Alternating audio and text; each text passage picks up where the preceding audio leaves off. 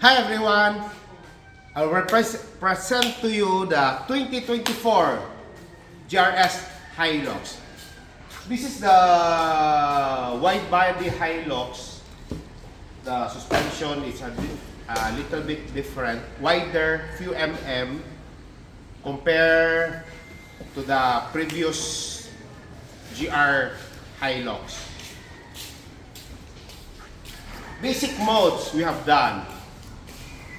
We install two sets, PIAA base horn and PIAA sports horn. This is how it sounds like.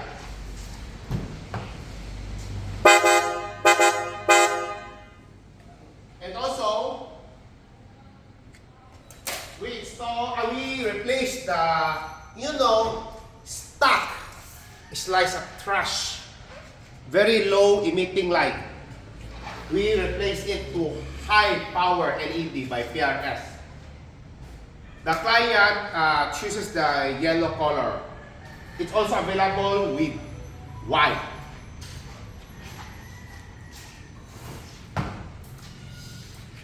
And also we install ARB return kit on this unit.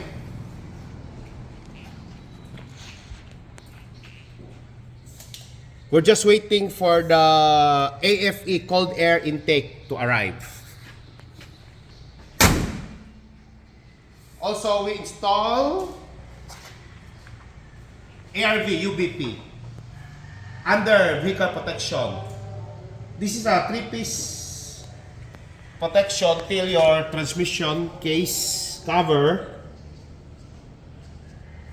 and HKS full exhaust system. It consists of the downpipe and the cutback. This is the side dual carbon tip.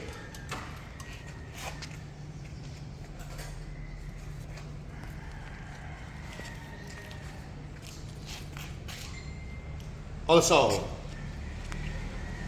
the latest product from Hammer. This is the Hammer electronic roller lid. Will open. Feature with remote control. To open,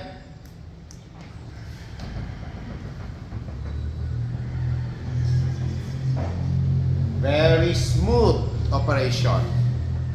And also light during night time. You can adjust the brightness. See? And also we install tailgate assist. The purpose is slow go down. Before I forget, we also installed 3-piece rail guard for added protection.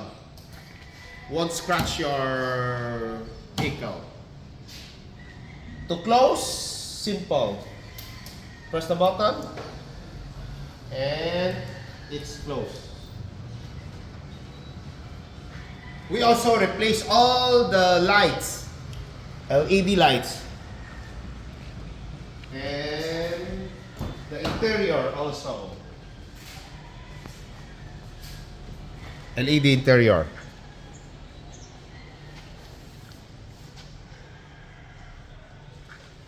And also matting. HIPPOTECH mat. Perfect fit. And of course, race hologram sticker. Original. It comes with black color, white, blue, silver.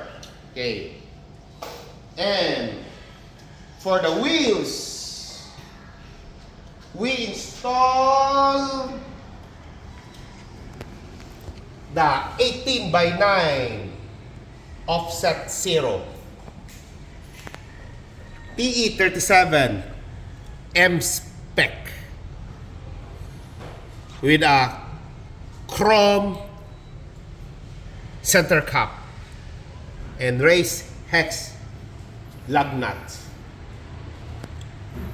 Wrapped in BF Goodrich KM3 tires 285/65/18.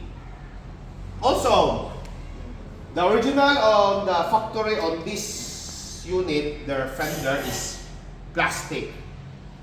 We paint the fender to piano black. The original color of the car is pearl with a mixture of blue or green. When you hit on the light, this one is plainly piano black. Same as the color of the FOGLAMP cover of this unit. This is piano black. So we paint it to piano black. Okay. And also, we paint the overrider. The original of this one is hyper silver from the factory. We paint it into black. And also the tailgate handle also, I paint it into black. This is on stock height of this unit. See the stands, the simplicity built by PRS.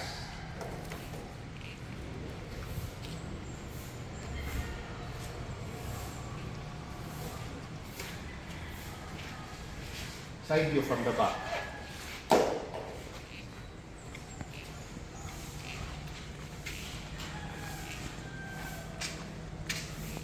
As of now, these are the upgrades yet, but soon maybe we'll install a big brake kit on this unit.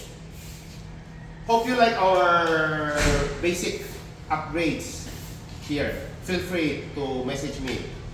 Please subscribe and like my YouTube channel at PRS CAR ACCESSORIES and Services. Stay safe always. Bye!